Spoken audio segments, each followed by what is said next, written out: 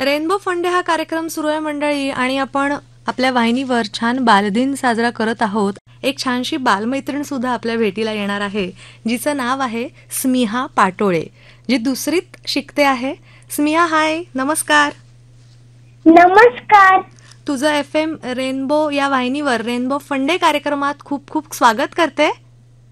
Thank you. आणि सगळ्यात पहिल्यांदा तुला बालदिवसाच्या खूप खूप शुभेच्छा.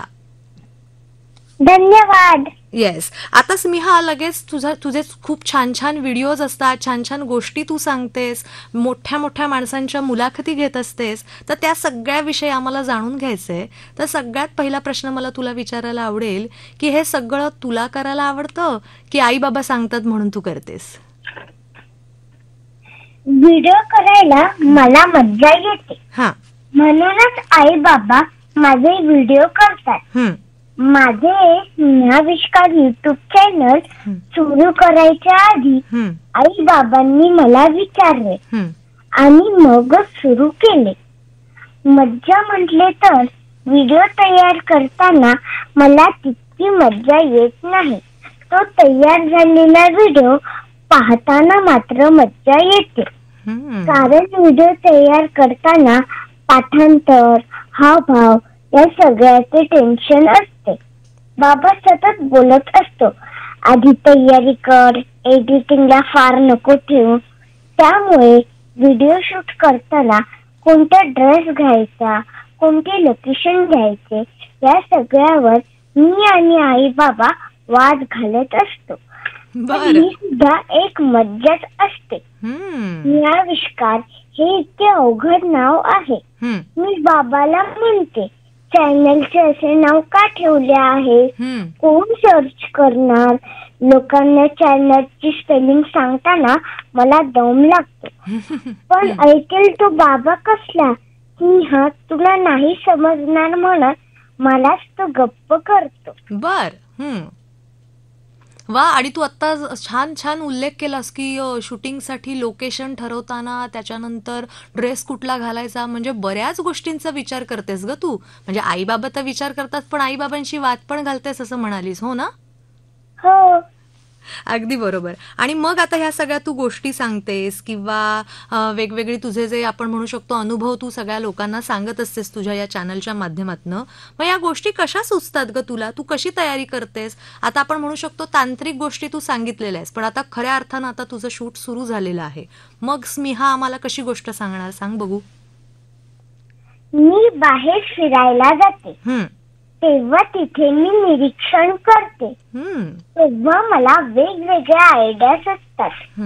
मग मी विचार करायला लागते आणि त्यातून गोष्ट तयार करते. गोष्ट तयार करताना मी जे पाहिलेले असते, ऐकलेले असते, त्या सगळ्यातून मी माझी गोष्ट तयार करते. पण या गोष्टी फक्त आई बाबांना ऐकवण्यासाठीच असतात. व्हिडिओ करायचा झाला तर त्याला बाबाची परवानगी लागते. मग बाबा म्हणतो, स्नेहा अजून थोडा प्रयत्न कर. त्यामुळे सगळ्यांना ऐकवण्यासाठीची गोष्ट माझ्याकडून अजून तरी तयार झालेली नाही. 2 दिवसांपूर्वीच मी लिहिलेली एक छोटीशी कविता बघून, ठीक आहे स्नेहा असे बाबाने म्हटले, याचा अर्थ ती सगळ्यांना ऐकवण्यासारखी असावी. बरं बरं बरं. आता कवितेचा उल्लेख केला आणि तू स्वतः केलीस ती कविता? हो. वा. मग आम्हाला पण ऐकायला नक्कीच आवडेल स्मिहा. ऐकवशील?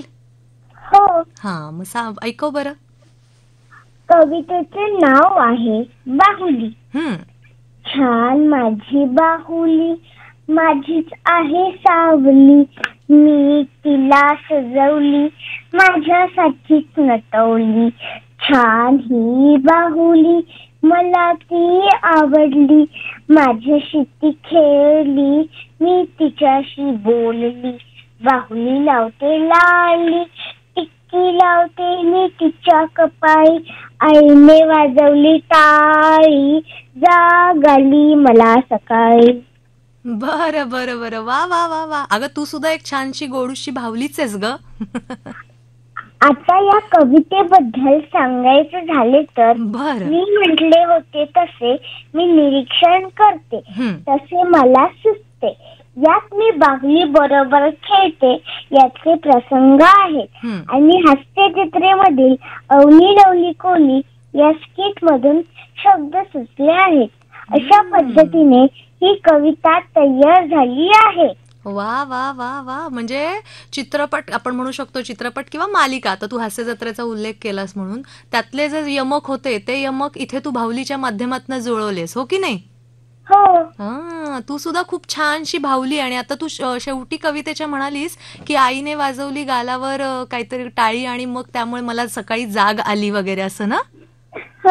मग आता आज मुलाखत इथे देतेस आमच्या रेनबो वाहिनीवर, तेव्हा सुद्धा आईने अशीच जाग दिली का तुला? हो. वा वा वा, खूप छान. आणि मग हे सगळं करत असताना तुला मज्जा तर येतेच, पण मुलाखती सुद्धा तू घेतलेल्या आहेस. अगदी छान छान मोठ्या मोठ्या व्यक्तिमत्वांच्या मुलाखती तू घेतलेल्या आहेस. मग हे सगळं करताना त्यांची तयारी कशी करतेस तू?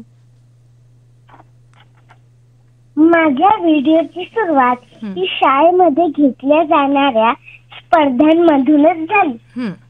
ते करायचे त्याचे व्हिडिओ माझ्या चॅनलवर वापरले. मग हळूहळू वेगवेगळे व्हिडिओ करायला सुरुवात केली.